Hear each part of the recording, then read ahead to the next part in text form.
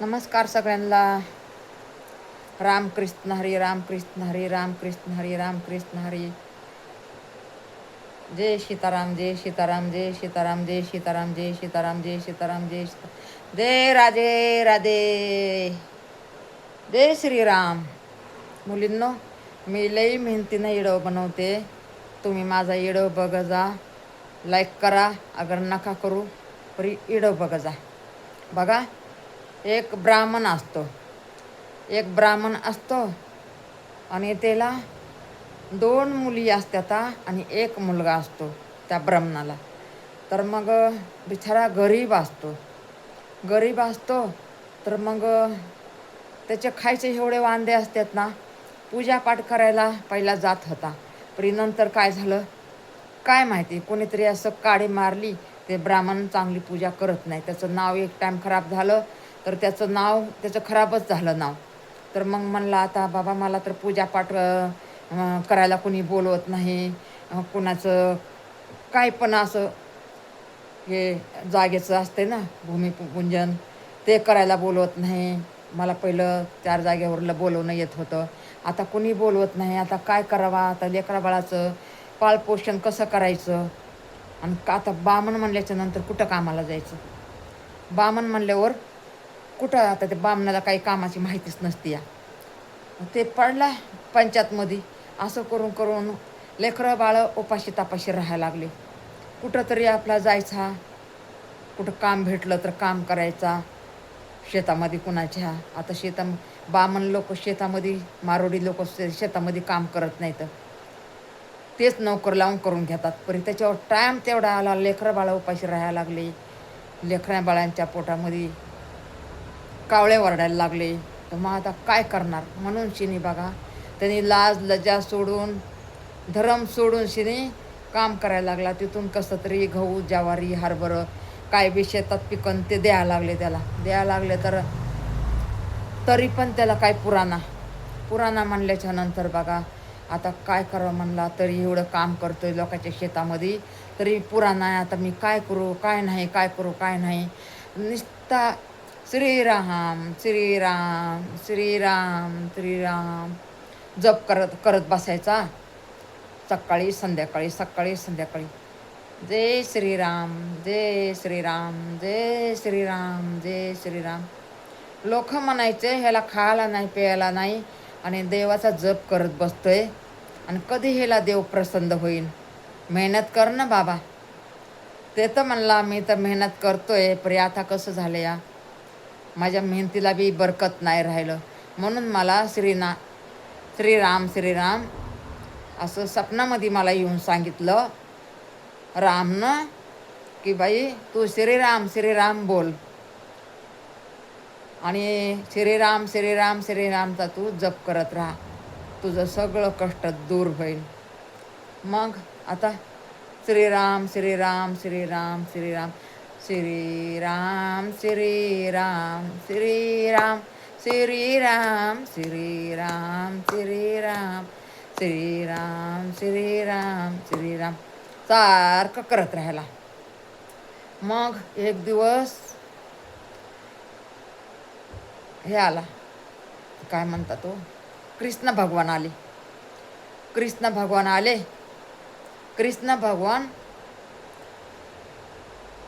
आले स्वप्नामध्ये. तू श्रीरामचं एवढं भक्त झाला, तुला श्रीराम पावणार आहे का. ते म्हणले, बामण म्हणला ते पावन का नाही पावन मला माहीत नाही, पण माझं कर्म मी करायला लागलोय. त्याच्यातून देवाची मर्जी की आपल्यावर भक्ती आहे का नाही ते मला नाही माहिती, पण माझी भक्ती श्रीरामवर भरपूर आहे. तर मग म्हणलं बरं. मग ह्यानीच काय केलं, एक कृष्ण भगवान आले रूप घेऊन. कृष्ण भगवान श्रीरामचं रूप घेऊन आले. मग त्याने काय केलं, म्हणजे श्रीरामानेच समजा कृष्ण भगवानला पाठवलं. तर मग त्याने 2 सोन्याचे शिक्के असं उभा राहिले होते रोडला, असं रडत पडत श्रीराम श्रीराम श्रीराम करत. तर मग ते 2 शिक्के सोन्याचे त्याला दिले. त्याला वाटलं आता हे 2 सोन्याचे शिक्के हे लय श्रीमंत होईल. बघा ना कसं असतं या पुढचा भाग बघा ना. मग 2 शिक्के सोन्याचे त्या कृष्ण भगवाननं दिले. म्हणजे कृष्ण भगवान असंच माणसाच्या रूपामध्ये आले. त्यांना नाही माहिती होतं, बामणला माहिती नाही होतं, ब्राह्मणला, की कृष्ण भगवान आलेत आणि रामजीनं पाठवले. तर मग ते 2 सोन्याचे शिक्के दिले. दिल्याच्या नंतर आता ह्यांना काय वाटलं, श्रीरामाला काय वाटलं, आता हे लई श्रीमंत होईल. पण तसं काहीच घडलं नाही. रस्त्याने चालला आपला हातात पैसे घेऊन श्रीराम श्रीराम श्रीराम श्रीराम श्रीराम श्रीराम श्रीराम श्रीराम श्रीराम श्रीराम करत चालला. तर त्याच्या हातातलं एक ग्रस्ती भेटला. म्हणला अशा टाळ्या वाजवायच्या सोडून तू असं काय करायला श्रीराम श्रीराम, काय तुझ्या हातात बघू.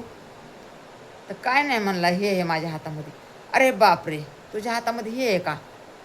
मग मी तुला एक पोतभर ज्वारी देतो आणि 5-6 चिपटे डाळ देतो, कडधान्य देतो, ते मला देतो का. ते म्हणला एवढं जर दिलं तर माझं नशीब लय मोठं, की मी एवढं धान्य मी कधी बघितलंच नाही.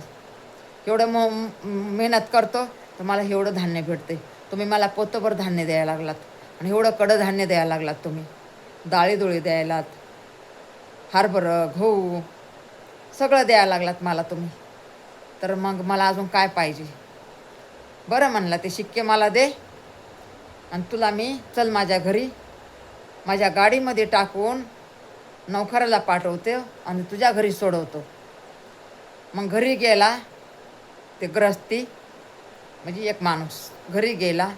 बायकोला म्हणला पोतभर ज्वारी भर, असे डाळीदुळी भर, कडधान्य भर, मीठ मिरचू भर आणि ह्या गाडीत टाक. पोतभर ज्वारी गहू गाडीत टाक. ते म्हणली आता बाया का म्हणून एवढं मोठं. ती म्हणला गप बघ हे काय दिले मला त्यांनी. अगं bye bye bye bye bye bye bye म्हणली, हे दिले का तुम्हाला. अगं माय, मग द्या द्या द्या म्हणले, टाका गाडीत टाका गाडीत टाका गाडीत टाका. मग नौकराला सगळं गाडीमध्ये टाकायला लावलं आणि त्याच्या घरी पोचती केलं. मग ते खाल्लं त्याने, 4 महिने खाल्लं. तेवढं मस्त बाहेरचं काम बी करायचा, त्याचं मीठ मिरची घ्यायचं, सगळं मीठ मिरची त्यालासुद्धा दिलं होतं. परी थोडे पैसे जमा करायला लागला काम करून. तर मग एवढी काळजी घ्या ना कामाची, म्हणजे लागलं तिथं करायची, पण एवढी काळजी नाही. तर मग ते सोन्याचे शिक्के लाखावर ह्याने विकले. आता ह्या श्रीकृष्णाला काय वाटलं, की श्रीरामला काय वाटलं, की सोन्याचे शिक्के दिलं तर ते श्रीमंत झाला असन. आणि मग वापस 6 महिन्याने त्याच जागेवर. अरे बापरे, ह्याच्यामध्ये तर काय सुधार नाही. वापस 6 महिन्यामध्ये जसा आहे तसाच आहे, ह्याच्यामध्ये काहीच सुधार नाही. बघा आता म्हणला वापस आला तेच माणूस, म्हणजे कृष्ण भगवान रूप घेऊन आला एका माणसाचं. म्हणला धर बाबा, तुला पहिलं दिलं होतं मी, त्याचं काय केलं. तर ते म्हणला मी नाही का एका ग्रस्तला दिलं, म्हणजे एका माणसाला दिलं आणि त्यांनी मला पोतभर ज्वारी दिली, डाळीदुळी दिल्या, मीठ मिरची दिलं, तेल दिलं. मी ते 4 महिने खाल्लं, 5वा महिना लागला, आता माझ्याकडं काहीच नाही आहे. अरे देवा म्हणला, काय ह्याचं भाग्य आहे, ह्याच्या भाग्यामध्ये काय आहे का नाही. रामजी म्हणले ह्याच्या भाग्यात. मग ह्या श्रीकृष्णाने जाऊन सांगितलं बाबा असं असं त्याचे काय सुधार झालेले नाही. का तर त्याच्या भाग्यामध्ये नव्हतं, भाग्यामध्ये नव्हतं. परी त्याच्या बुद्धी चालवली असती ना त्याने, त्याच्या नशिबात होतं, नशिबात होतं. भाग्यात नव्हतं, नशिबात होतं. परी ते बुद्धीच चालवी ना, तर नशिबामध्ये कुठून येईन हो. त्यांनी बुद्धी चालवली असती, ते 2 शिक्के घेऊन सोन्यावाल्याला दिला असतं, लाखावर पैसा दिला असता, श्रीमंत झाला असता. असं बघा गत असती बुद्धीची आणि भाग्याची, नशिबाची. म्हणून ह्या बघा, भाग्यात जरी नसलं, आपल्या भाग्यामध्ये जरी नसलं, भाग्यामध्ये नसलं तर आपल्या नशिबात असलं तर ह्या बुद्धीला चालवावं लागते. बुद्धीला चालवायचं कसं? आपण हे बघा रात दिवस काम करून मोठं बनायचं स्वप्न बघायचं. नक्कीच आपण एक ना एक दिवस आपल्या मनची इच्छा पुरी होईल. नक्कीच आपण एक दिवस मोठं होऊ. एवढे धक्के जिंदगी वर आपण खाल्लेत ना, तरी एक दिवस नक्कीच राजासारखं हो. परी त्या नशिबाला आपण घडवावं लागतंय. नाहीतर असं काय, भाग्यामध्ये नाही माझ्या, भाग्यामध्ये नाही माझ्या. बघा, आणि जरी हे बघा नशिबात असलं आणि बुद्धी चालवली तरी आपलं सगळं चांगलं होतंय. असं असतं बघा. म्हणून वापस त्याने त्या बामणाला वापस त्यांनी काय दिलं, एवढा एक हिरा दिला. हिरा दिला. म्हणला आता झाकून घे हातामध्ये. ते म्हणला काय हे? म्हणलं हे मोठ्या राजाकडं जा, हे हिऱ्याला घेऊन मोठ्या राजाकडं जा. तुला भरपूर धन दौलत देईन, की तू म्हाडी बांधशील, गाडी घेशील, शेती घेतीन, पोती घेशील, तू सगळं ह्याच्यातून खरेदी करशील. ते आला नाचत नाचत घरी, आणि बायको गेली होती पाण्याला. पाण्याला गेली होती.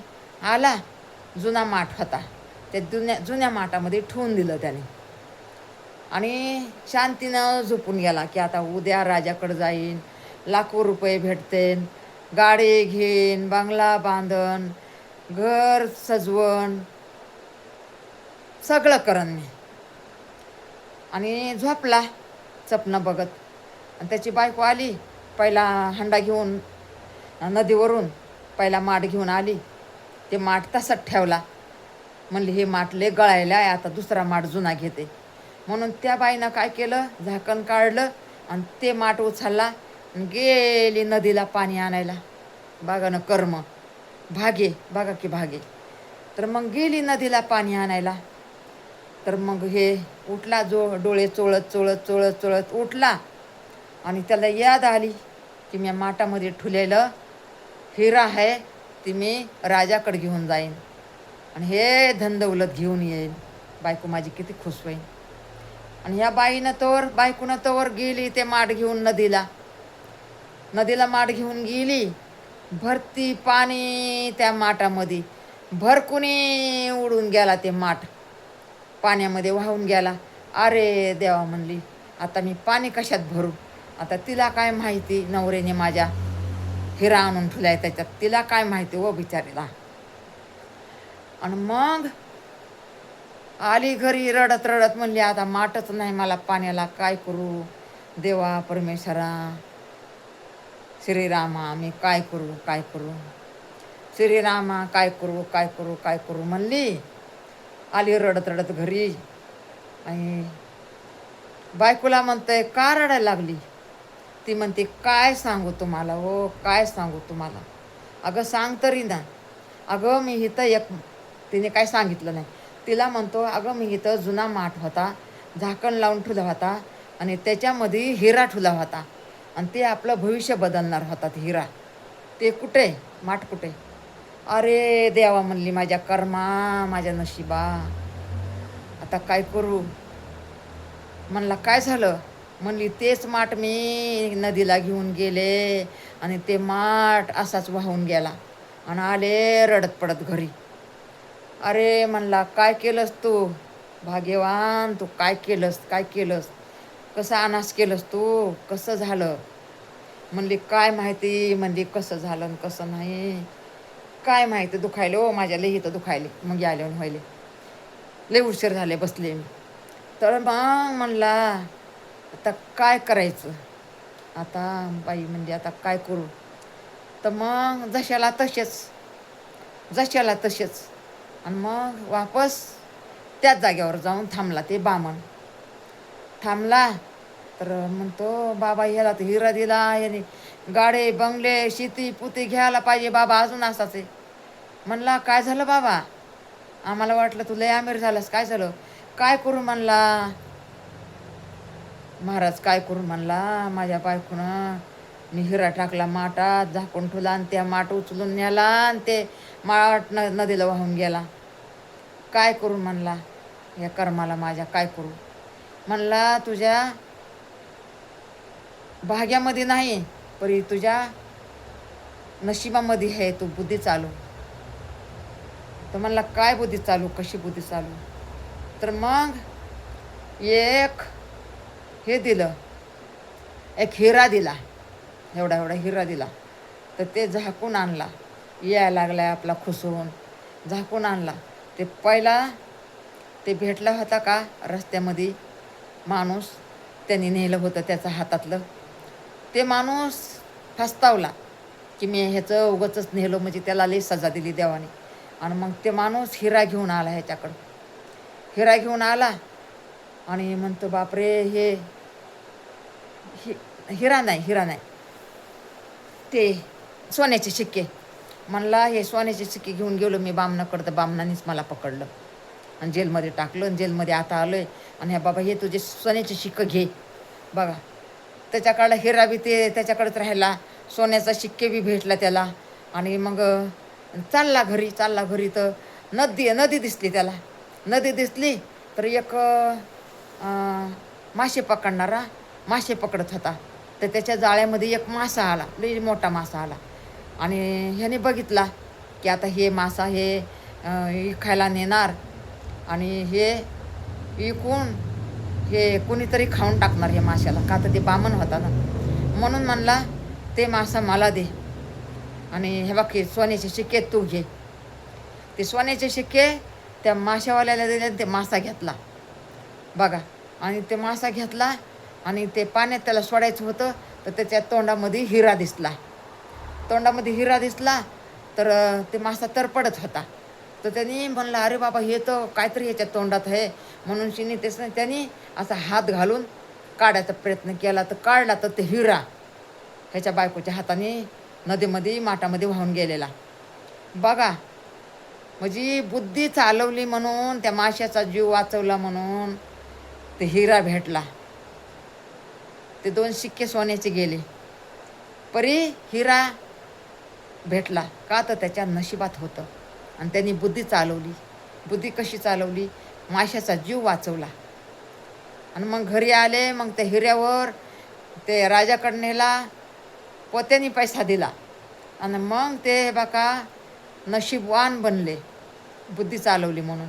असं नाही की आपले भाग्यामध्ये नाही, आपल्या भाग्यामध्ये नाही. अहो असतं हो, भाग्यामध्ये नसलं तर नशिबात असतं, म्हणून बुद्धी चालवावं लागते आपण. चला रामकृष्ण हरी. माझ्या पाठीत दुखायले ना मुलींनो, मी लई मेहनतीनं इडो बनवते. तुम्ही इडो बघा जा, टच करून सोडू नका, पूर्ण इडो बघा. तुम्हाला बघायला लई चांगलं वाटन. तुम्ही 2 टाईम इडो तुम्ही इडो बघता, तुम्हाला आवडन माझा इडो, नक्कीच आवडन. आणि हे इडो 10 घरामध्ये शेअर करा, 10 घरामध्ये हे इडो माझा शेअर करा. रामकृष्ण हरी, रामकृष्ण हरी, रामकृष्ण हरी, रामकृष्ण हरी.